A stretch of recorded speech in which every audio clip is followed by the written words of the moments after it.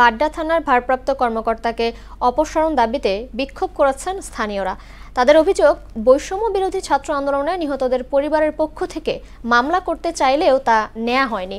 যদিও অভিযোগ অস্বীকার করে বাড্ডা থানার ওসি বলেন তিনি নির্দোষ। আরও জানাচ্ছেন তানজিদ ভুইয়া। বৈষম্য বিরোধী ছাত্র আন্দোলনে সারা দেশে মৃতের সংখ্যা হাজারের উপরে। রাজধানীর বাড্ডা এলাকাতেও নিহত হন অনেক শিক্ষার্থী ও সাধারণ মানুষ। সে এলাকার বাসিন্দাদের দাবি, নিহতদের পরিবার এখনও সুষ্ঠু বিচার পায়নি। অনেকের ক্ষেত্রে মামলাও নেয়নি থানা পুলিশ। এ নিয়ে সচেতন নাগরিক প্ল্যাটফর্মের ব্যানারে বিক্ষোভ সমাবেশ আয়োজন করা হয়। তাদের দাবি, মামলা নেয়ার ক্ষেত্রে অবহেলা করেছে বাড্ডা থানার ভারপ্রাপ্ত কর্মকর্তা। অচিরেই তাকে অপসারণ করতে হবে। ভারপ্রাপ্ত কর্মকর্তা সাইফুল ইসলামের কাছে একাধিকবার এই অভিযোগ করার পরও সে কোনো ব্যবস্থা নিচ্ছে না। এইখানে তো আমরা আবার সেই ফ্যাসিস্ট হাসিনার বৈষম্যই দেখতেছি। এর জন্য আজকে আমরা সবাই ছাত্র জনতা এখানে দাঁড়িয়েছি।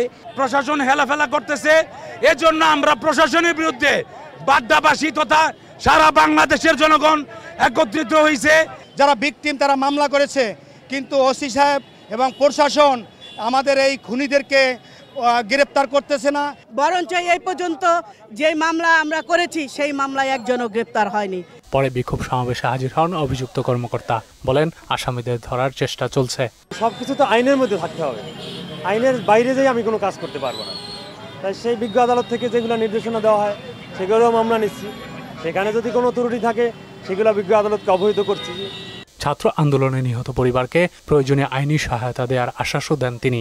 আমি নিজে উপস্থিত থেকে এলাকায় হাঁটতেছি, যেসব এলাকায় গাড়ি যায় না সেসব এলাকায় নিজে পায়ে হেঁটে আমি চেষ্টা করতেছি এবং আমার এই চেষ্টা অব্যাহত থাকবে। তানজিদ ভুইয়া, মোহনা সংবাদ, ঢাকা।